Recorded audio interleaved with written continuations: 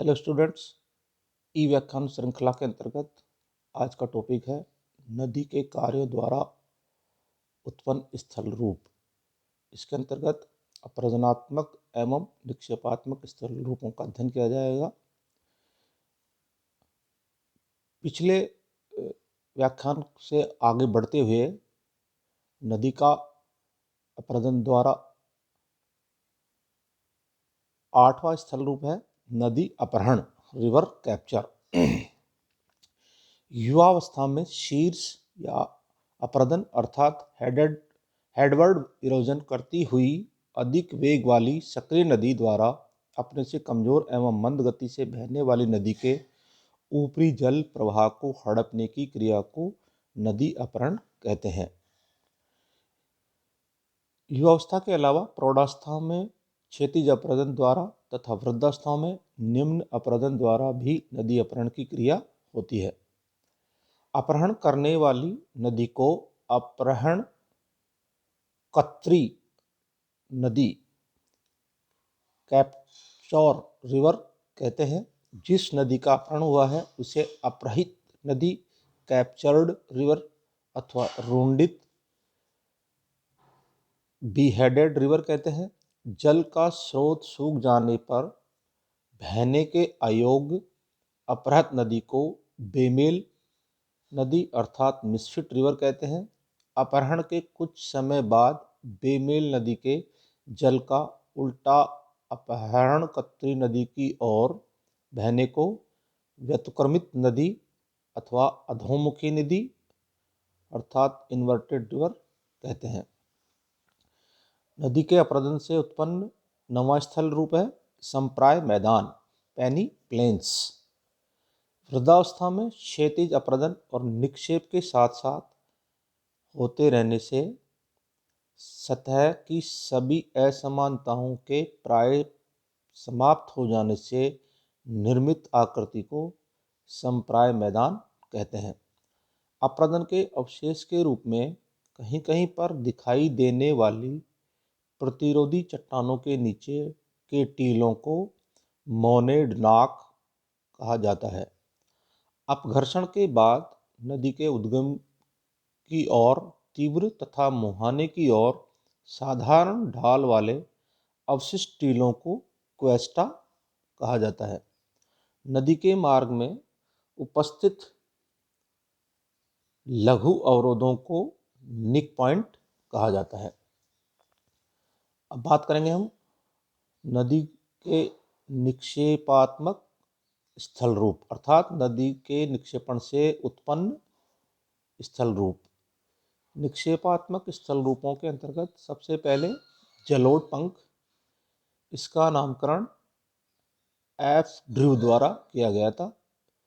प्रौढ़ावस्था में जब नदियां बोझ की अपेक्षा अधिक जल राशि के साथ पर्वतों से नीचे उतरकर समतल भागों में प्रवेश करने लगती है, तभी उनके वेग में अचानक कमी आ जाने से पर्वतों की तलहटी प्राय कम ढाल में प्रवार शैल के निक्षेप से निर्मित अर्धवृत्ताकार जमाओं को जलोढ़ पंख कहा जाता है।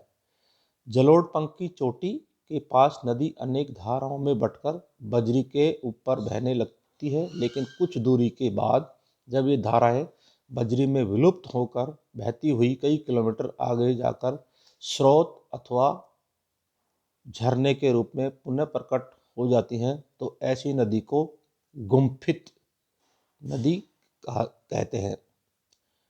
निक्षेप से उत्पन्न दूसरा स्थल रूप जलोढ़ शंकु।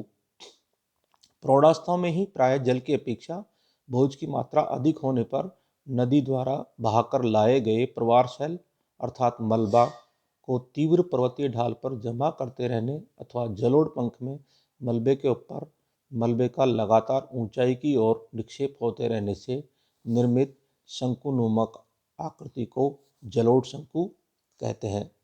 निक्षेप द्वारा उत्पन्न तीसरा स्थल रूप गिरिपदीय जलोढ़ मैदान, पेडिमोंट प्लेन्स। जलोढ़ पंख का परिधि अर्थात पेरिफेरी की ओर निरंतर विस्तार होते रहने के फलस्वरूप एक से अधिक जलोढ़ पंखों का मिलकर एक विस्तृत आकार धारण कर लेने से निर्मित मैदान को गिरिपदीय जलोढ़क मैदान अर्थात पेडिमोंट प्लेन्स कहा जाता है। निक्षेप से उत्पन्न चौथा स्थल रूप प्राकृतिक तटबंध नेचुरल लीव्स। उत्तर प्रौढ़ावस्था के अंतर्गत नदी द्वारा अपने जलमार्ग के दोनों किनारों पर मलबे के निक्षेपण और बाढ़ के द्वारा इन किनारों पर नमीन मिट्टी के निक्षेपण से निर्मित हल्के ढाल वाले ऊंचे कटकों को प्राकृतिक तटबंध कहते हैं। नदी द्वारा निक्षेप के फलस्वरूप उत्पन्न पांचवी आकृति बाढ़ का मैदान।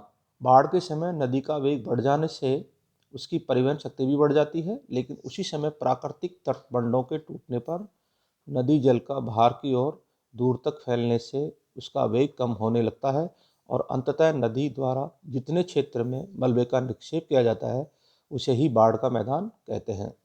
निक्षेप से उत्पन्न छठा स्थल रूप विलंबित संगम डेफर्ड जंक्शन।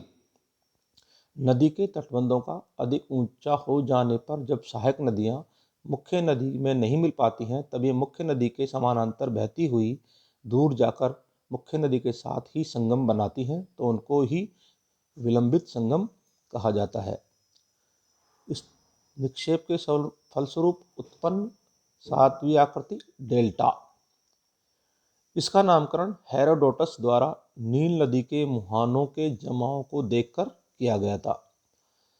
वृद्धावस्था में प्रत्येक नदी जब सागर अथवा झील में गिरती है तब उसके मार्ग में अवरोध एवं वेग में अत्यंत कमी के कारण मुहाने पर मलबे के निक्षेपण से निर्मित प्राय त्रिभुजाकार स्थल रूप को डेल्टा कहते हैं। डेल्टा नदी द्वारा निर्मित अंतिम समतल मैदानी भाग होता है जिसका ढाल सदैव सागर की ओर होता है। डेल्टा में मुख्यतः तीन स्तर पाए जाते हैं। प्रथम ऊपरी स्तर चौड़ा एवं मंद ढाल युक्त समतल मैदानी भाग, दूसरा अग्र स्तर खड़े ढाल वाला सागर की ओर निकला हुआ भाग और तीसरा निम्न स्तर सागर तली पर बिछा हुआ भाग।